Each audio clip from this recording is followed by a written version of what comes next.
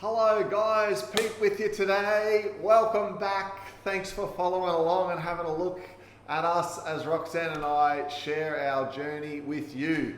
And once again, we're always learning from the feedback and the comments that we get from you guys, so we appreciate that.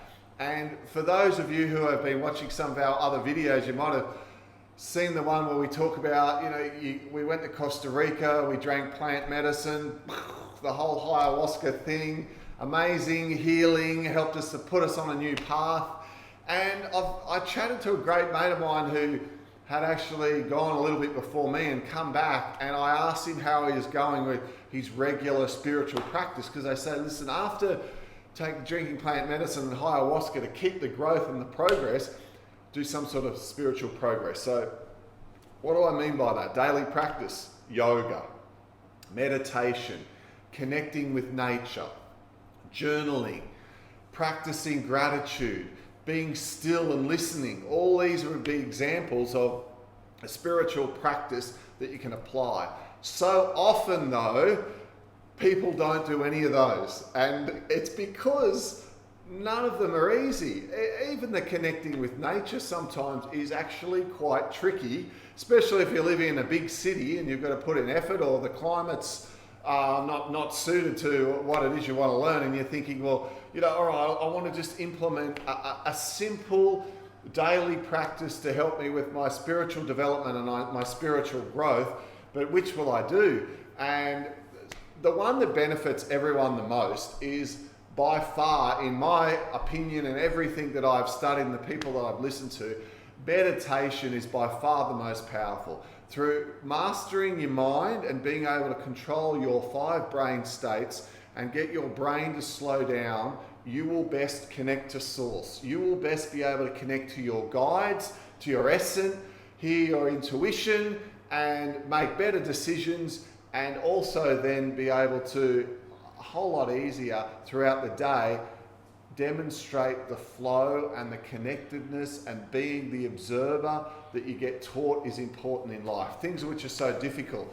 So you can start with the easy ones of connecting with nature. So I go for a surf, and if I can, alone, with no one around me. Instead of mindlessly paddling around looking for the right spot, I actually take the time to observe nature, to express gratitude, to feel it. If I'm walking outside in the yard, actually take off my shoes and feel the grass under my feet, or even maybe walk up beside a tree and just focus for a moment on the beauty and the wonder of nature that could be very close and around. And simple things like that, going to yoga, and when you're doing your yoga, doing your best to actually be totally focused on some people, they're doing their yoga, but they're worrying about all the jobs they've got to do when they finish, and wonder if that email's come through, and the whole thing. They're certainly connected by so many different electronic sources that they can't connect within.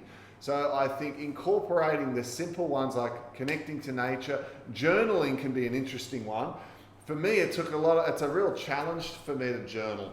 I just feel like I don't know what to write, and I sit there and I kind of think about my goals, and I've started now by changing the day. And a very good friend of mine, and Kenneth, if you're watching, he goes, you should wake up earlier, and he said you should just sit alone and silent for 20 minutes.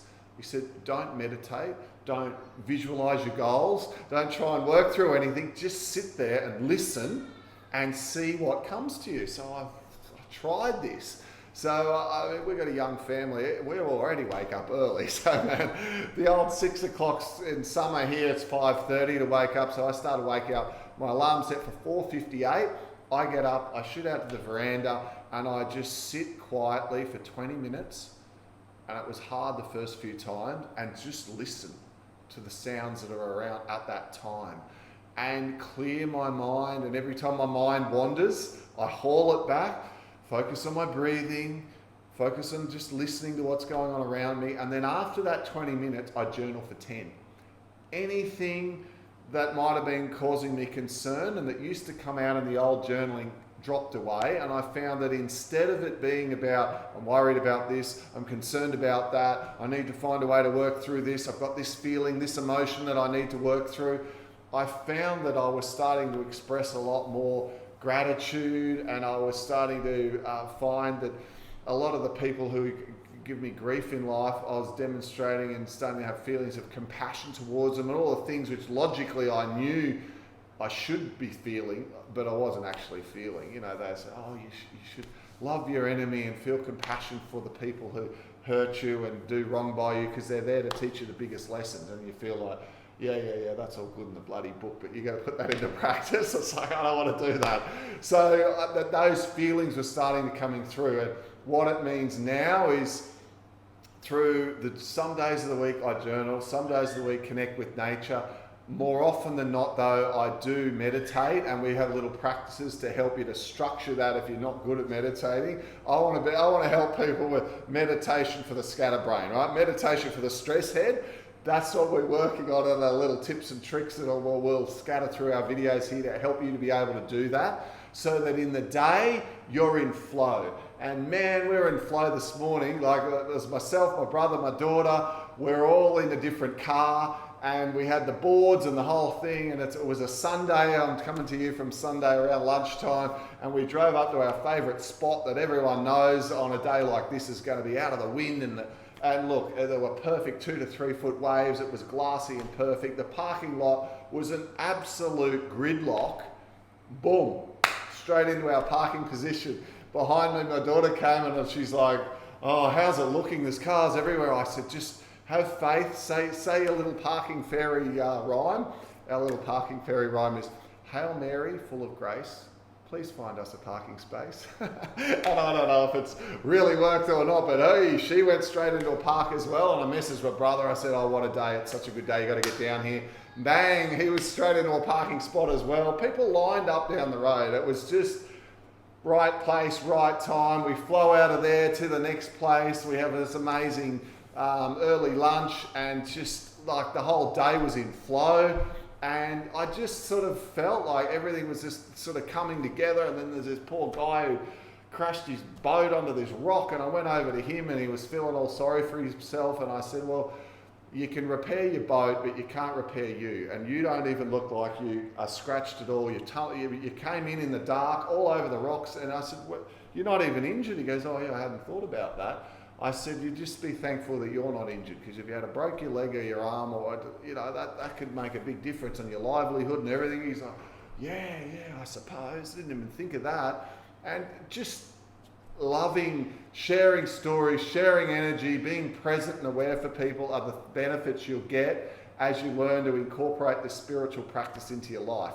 I know it's not easy, guys, but do your best to push yourself, connect with a bit of nature, do some journaling, try yoga if you ever tried that before. That can be a beautiful one as well. And keep going with your meditation, guys. This is the one that'll push you the most. If you've tried and you can't do it, try a guided one.